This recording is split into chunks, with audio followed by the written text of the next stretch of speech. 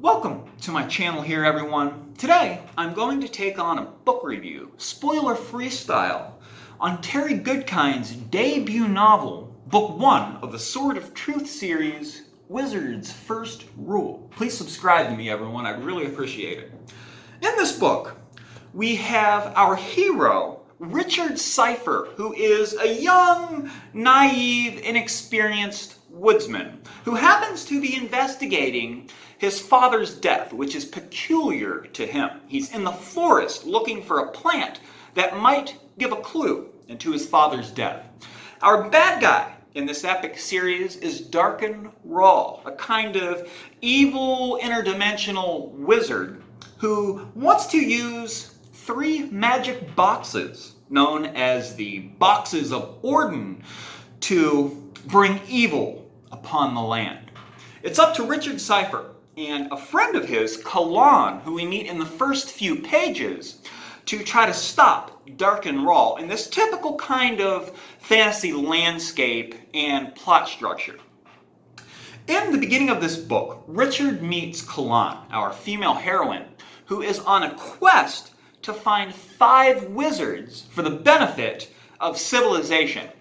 She happens to come across Richard while he's in the forest looking for the plant that he believes will help him to understand his father's death, and she's being pursued by some assassins. Of course, it's up to Richard to try to help her, and it turns out, this is no spoiler, that Richard happens to be the first wizard that she's seeking. So that's the team for good, set up in the first couple of pages of this book. And of course, we have Darken Rahl on the other side, and Richard and Kahlan travel throughout the land. They go to many different places to try to secure the 3rd box of Orden to prevent Darken Rahl from obtaining it to the detriment of the world. That's the plot here in Wizard's First Rule.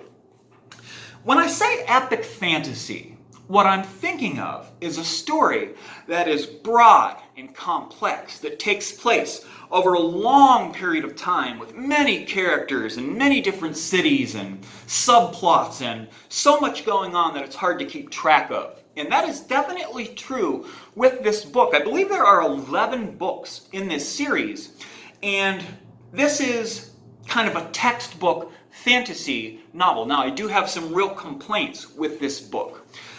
With this one, when I go to read an epic fantasy series, and maybe you'll feel me on this, what I'm really looking for is because of the fact that many of them are so similar, I'm looking for something unique, something different, something that when I'm reading, I say to myself, aha, that's really different and I didn't expect that to happen in this book. And I did not get that with Wizard's First Rule. This is truly a typical kind of fantasy novel. I can't think of anything in this book that was extraordinary or overly well done. And that's not necessarily a bad thing now. There's a huge portion of the fantasy reading community that like this particular kind of book. If you're really in it for the vast broadness of a landscape, that typical fantasy element, you will definitely be happy with Wizard's First Rule. And I will say that Goodkind authors some authentic characters in this book, which is a huge thing in an epic fantasy. So many readers love getting attached to the characters that they meet over several books or longer, and that's definitely true here with this series. You really get to know Richard and Kahlan well, and for the most part, the dialogue is authentic, and I liked the characters in this book. On the other hand, this is a very lengthy novel, and due to lack of originality, I felt no real suspense in this book. I'm really just at odds with Wizard's First Rule in this series in general, and whether it's worth pursuing into the 2nd book, which is even longer than this one, or not. I give this a 3-star book review. Goodkind paints a landscape here that isn't necessarily bad, and the plot is typical and not necessarily bad, but for example, in comparison to A Game of Thrones, which I read, book 1 in an epic, or Gardens of the Moon, which I read, book 1, and another epic, the Malazan epic, I felt that those books were more original and unique than this book. This is the most textbook thing other than the Lord of the Rings that I could imagine.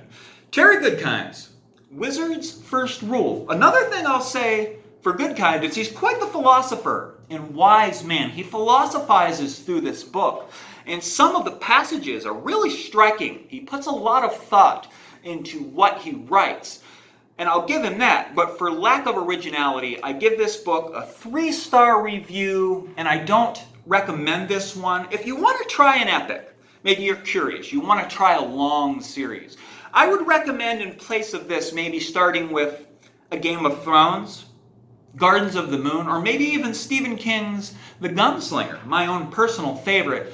Due to a boring nature and lack of originality, I do not recommend Terry Goodkind's Wizard's First Rule, unless that's what you're in it for, which is fine.